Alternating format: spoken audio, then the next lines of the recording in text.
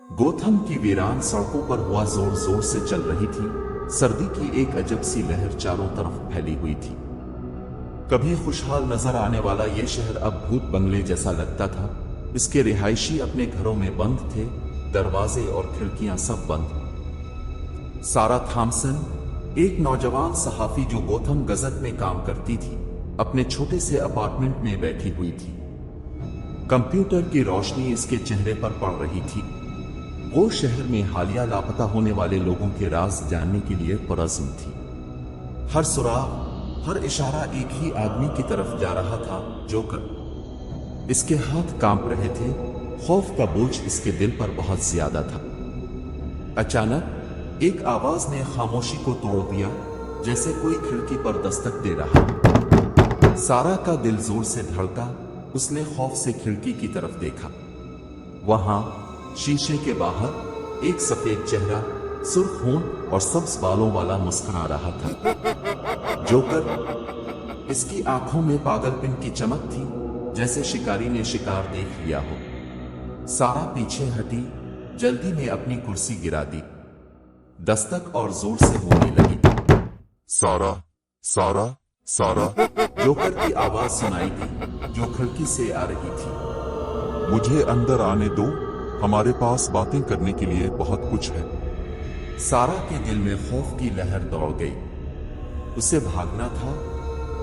उसने जल्दी से अपना फोन उठाया और 911 मिलाया, मगर लाइन डेड थी। जाहिर है जोकर ने यह सब प्लान किया हुआ था। वो हमेशा हर चीज का प्लान बनाता था। सारा पीछे हटी।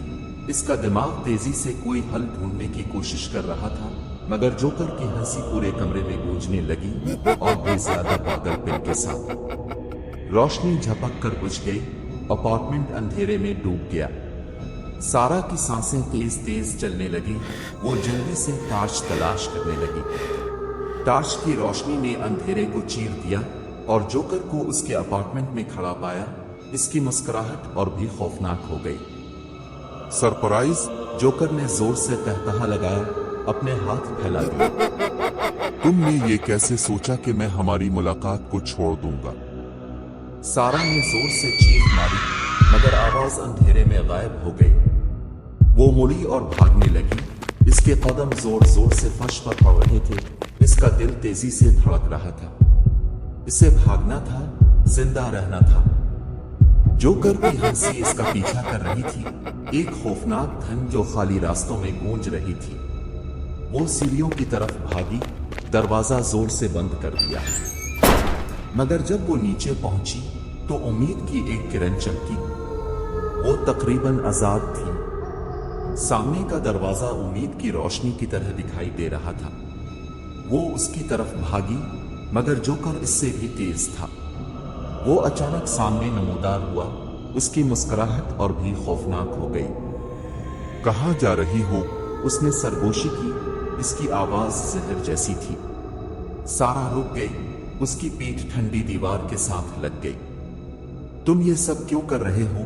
उसने रोते हुए पूछा। जोकर ने अपना सर एक तरफ झुकाया। उस पर तजस्सुस नजर आई।